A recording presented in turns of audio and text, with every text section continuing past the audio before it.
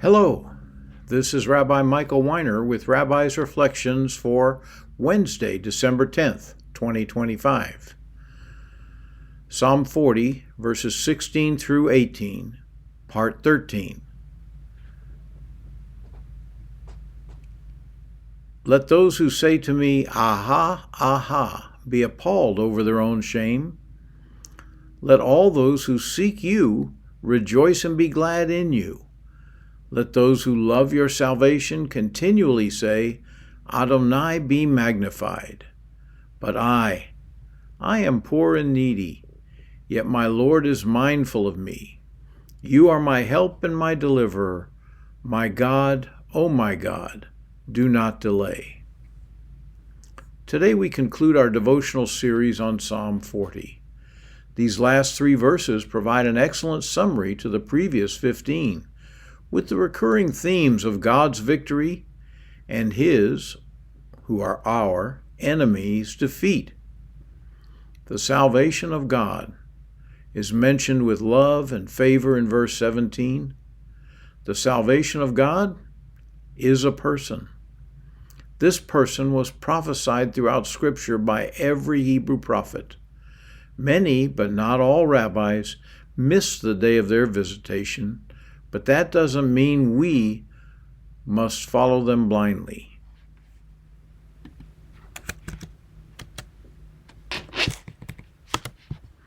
Isaiah lived about 700 years before Yeshua when he prophesied this in Isaiah 11, beginning in verse 1.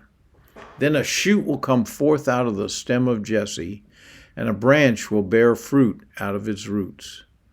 The Ruach of Adonai will rest upon him, the spirit of wisdom and insight, the spirit of counsel and might, the spirit of knowledge and of the fear of Adonai.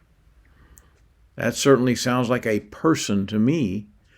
The use of branch is a play on words. In Hebrew, branch is netzer, which is where we get the name of the town of Nazareth.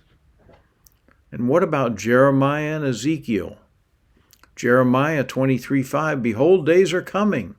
It is a declaration of Adonai, "when I will raise up for David a righteous branch, and he will reign as king wisely, and execute justice and righteousness in the land." When righteousness, a priest, and royalty, a king, come together, that has always been understood by the rabbis to mean Mashiach, Messiah. It is the meaning of Melchizedek, a compound name meaning righteous king. He first appears in Genesis chapter 14, verses 18 and 19. Then later in Psalm 110, verse 4, before being mentioned again throughout the book of Hebrews and other places in the New Testament. Then Ezekiel prophesies in Ezekiel chapter 1, verse 26. Above the expanse over their heads was something like a throne, resembling a sapphire stone. Above the shape of the throne was a human figure, a figure of human appearance. That figure of human appearance speaks to Ezekiel for the next several chapters, prophesying repeatedly over Israel. And who is this figure? 2 verses later, he's called, quote, "a man of divine appearance." Ezekiel 1:28b, "It was the appearance of the likeness of the glory of Adonai." Lord, remove the spiritual blindness from your people Israel. May Israel behold your Son. Matthew 2, verse 1 and 2. Now after Yeshua was born in Bethlehem of Judah, in the days of King Herod, Magi from the east came to Jerusalem, saying, "Where is the one who has been born King of the Jews?